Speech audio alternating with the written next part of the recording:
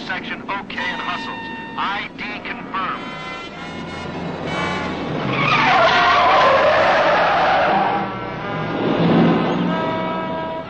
Positive visual contact made.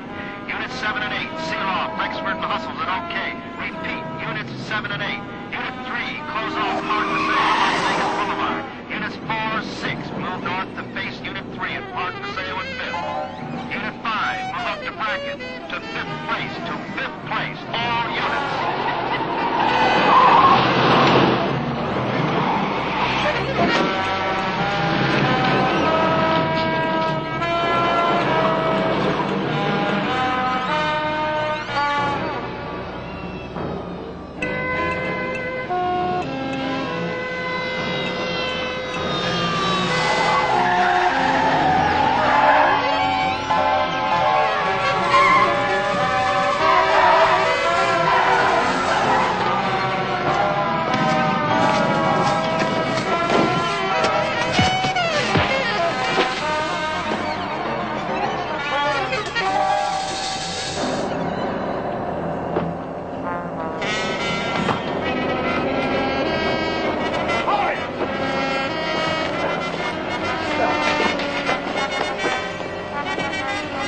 Get up. Slowly.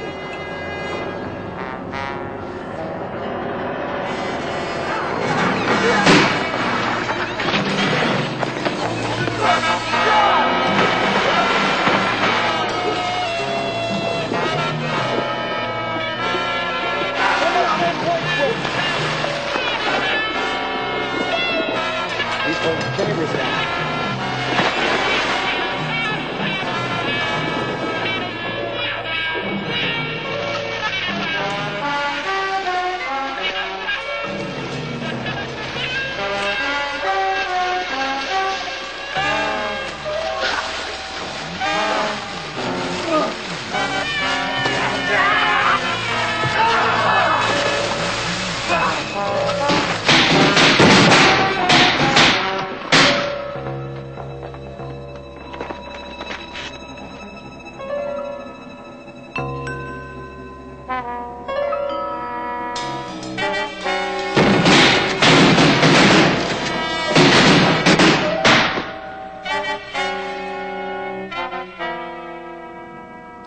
Friday, May 28, 3:17 a.m. Despite the helicopters, the highway patrol, the Jeep posse, despite the blocking of every major road and highway, despite the mass coverage of Las Vegas by every available man in both police and sheriff departments, Janos Scorzini was still at large.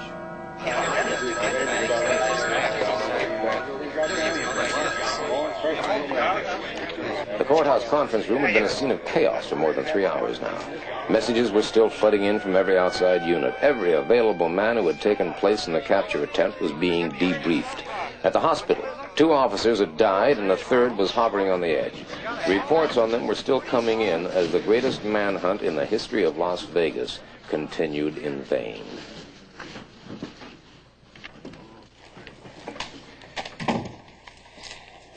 Oh, thanks, Bernie.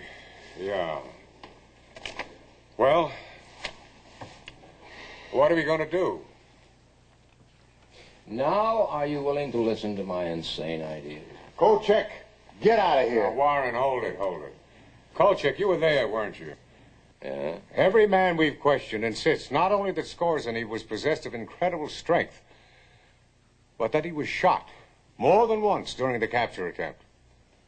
Oh, I'd say it 30, 40 times. I'm sorry, I'm not buying that. Captain, you have 2 choices. Either he was shot, or your entire police department is blind. Ed, let's admit it. We had the man, had him cornered, and we couldn't hold him. Let Kolchak have his say. Before I do, is it agreed that in return for my help, you will grant me the exclusive rights to the entire story? Well, let's say it's agreeable if we decide to follow your suggestions regarding the suspect. Fine, because if you don't follow my suggestions, you're going to be chasing your suspect till doomsday. Kolchak, just get on with it. Of course.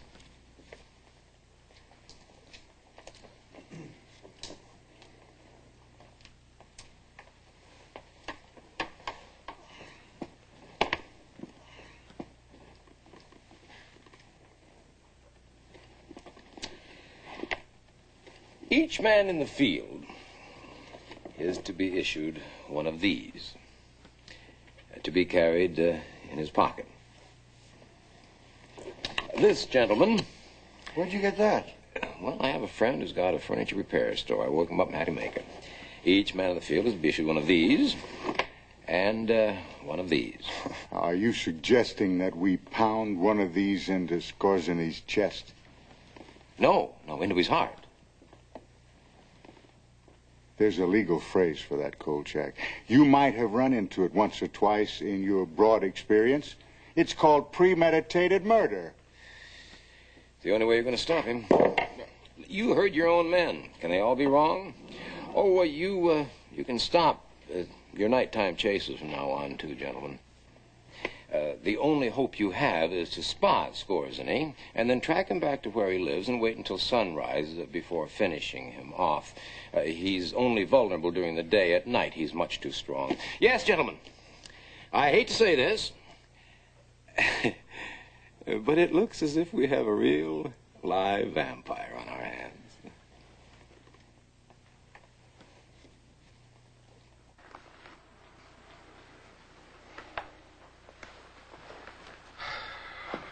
Ed. Yes, sir.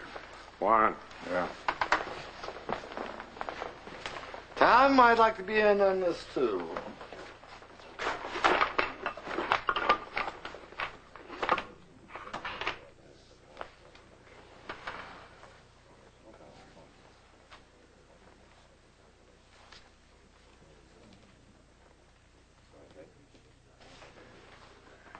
Okay, Kolchak, you've got yourself a deal. Conditional. What's that? Butcher here will issue the crosses, the mallets, the stakes. The one thing he won't do is depart from established police procedures. If feasible, Skorzeny is to be taken alive and held for trial. Trial? That's right, trial. Trial. All right. In return for what? You'll get the exclusive rights to the story. Good. When the blackout is lifted. Yeah. Any other conditions? So one more. What's that? If it turns out you were wrong, you're to be out of town in 12 hours. Take it or leave it.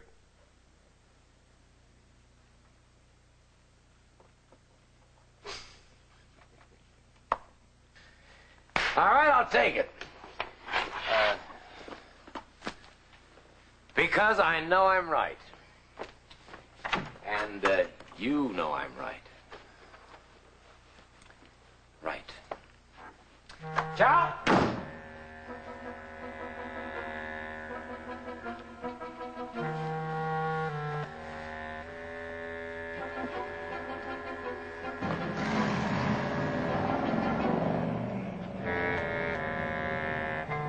I'll take Manhattan, the Bronx and Staten Island, too. Watch out, you great big wonderful Big Apple. Kolchak's coming back. Yeah! As Manhattan's coming here, wait till I get to a rain.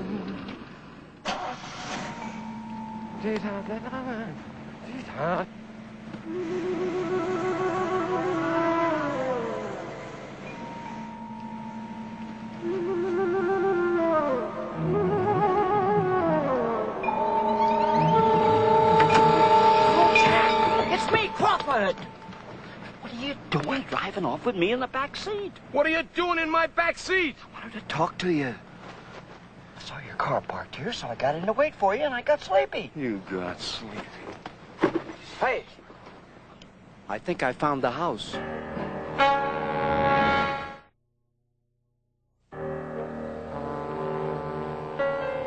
I told Crocker to give me 30 minutes before telling Jenks where I was. That way I could get to see the house alone for a while and also keep the police from arriving before dawn, which I knew they'd do if they got the chance, no matter what I told them.